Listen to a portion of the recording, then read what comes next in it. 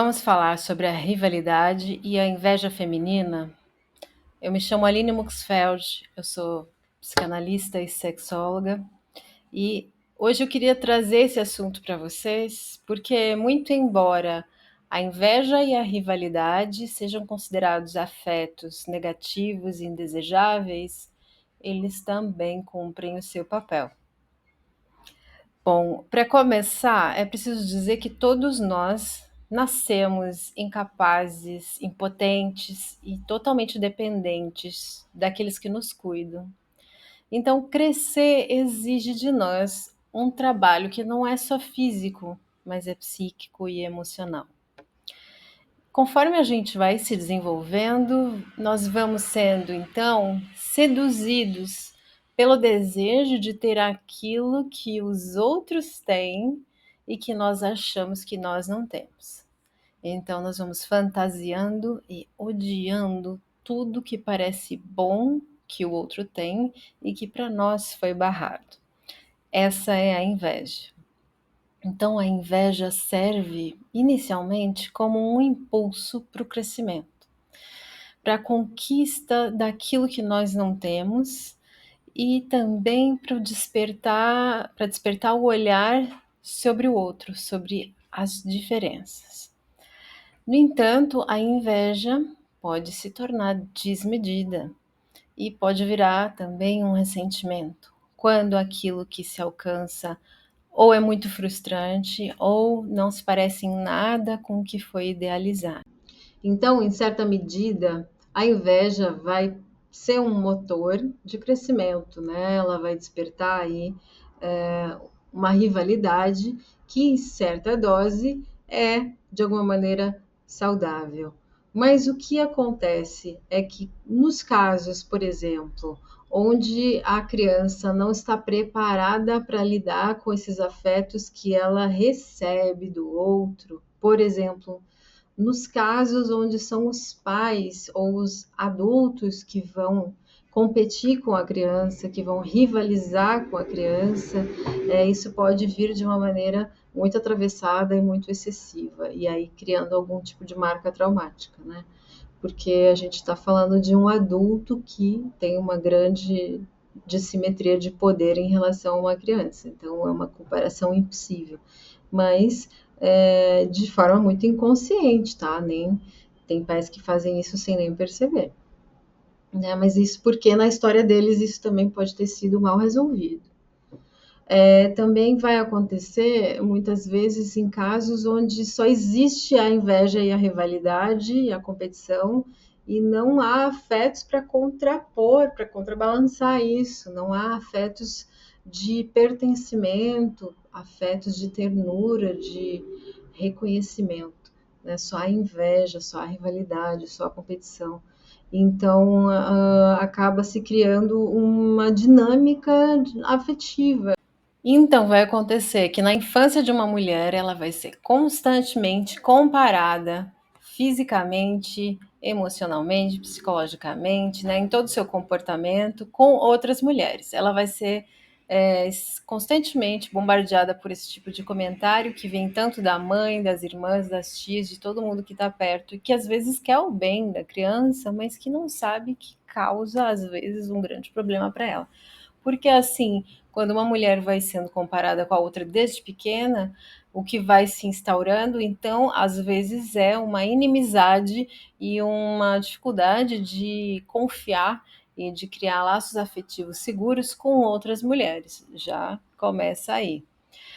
Ainda a gente vai avançando para pensar que a nossa cultura vai transmitindo através de fábulas, desenhos, mitos, a história do mito da escolhida, que é a história da princesa, que quase sempre é acompanhada de uma bruxa. Então, essas são as duas faces da mulher que vão sendo apresentadas como sendo uma o oposto da outra, e que vai apresentando para a gente um certo terrorismo psicológico na medida em que, se eu não for a princesa, talvez eu vá ser a bruxa. Então, para ser a princesa, precisa desses três atributos, que é a juventude, a beleza e o glamour, né? E não tendo isso, é possível então que não seja que a princesa não conquiste o amor de um homem e então se torne uma velha, solteira, miserável e invejosa. Bom, e o que, que vai acontecer nessa história, além de todos esses problemas que a gente está citando, dessa ameaça sutil que a gente vai recebendo, na centralidade do desejo das mulheres está o amor de um homem. E esse é outro problema, porque colocar no centro da história o desejo das mulheres como o amor de um homem, como a única coisa pela qual vale a pena existir, né? Isso é muito problemático, porque também vai dando uma hipervalorizada no que é um relacionamento monogâmico, heteronormativo, e vai também narrando que esse deveria ser o desejo da mulher, de uma certa maneira, né? Então, o que vai condenar essa mulher é a ser aquela mulher excluída é quando ela não puder corresponder a um estereótipo de beleza que é inscrito, narrado pelos homens, né? Porque o que é ser essa princesa, se não um estereótipo de beleza que homogeneiza, pasteuriza como deve ser a aparência e o comportamento de uma mulher de acordo com a opinião e o desejo masculino. Mas o que a gente pode dizer é que acreditar que apenas o amor de um homem, né, nesse formato monogâmico, heteronormativo e tudo que vem com ele pode dar sentido à existência de uma mulher é simplista e é superficial. Mas ainda tem mulheres que vão se identificar com esse mito e que vão passar a sua vida toda dedicada a um homem, inclusive abrindo mão de ter relações com outras pessoas e até com outras mulheres por quererem preservar a relação, né? Com medo de outras mulheres roubarem o marido ou desejarem o príncipe.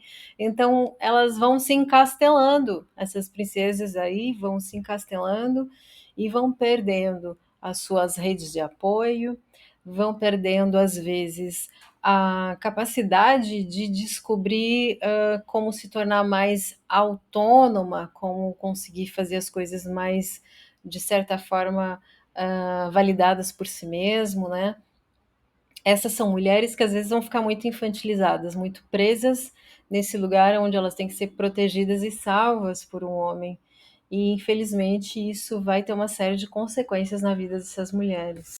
Então, a verdade é que, em doses adequadas, até a inveja e a rivalidade podem trazer algum tipo de benefício para a nossa vida, né? Então, uma inveja como esse primeiro contato com alguma coisa que a gente não tem, que a gente não sabe o que é e que a gente pode vir a descobrir como algo que pode ser interessante ter, ou pode ser que a gente não queira ter, que a gente possa só admirar que o outro tem, né?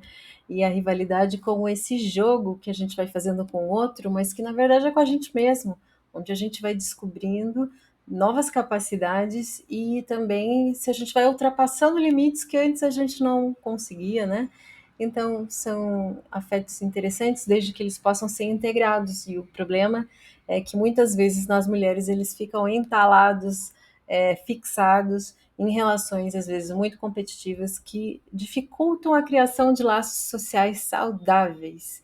Era isso que eu queria dizer para vocês hoje. Se você gostou, comenta, compartilha, né? E até a próxima quinta-feira.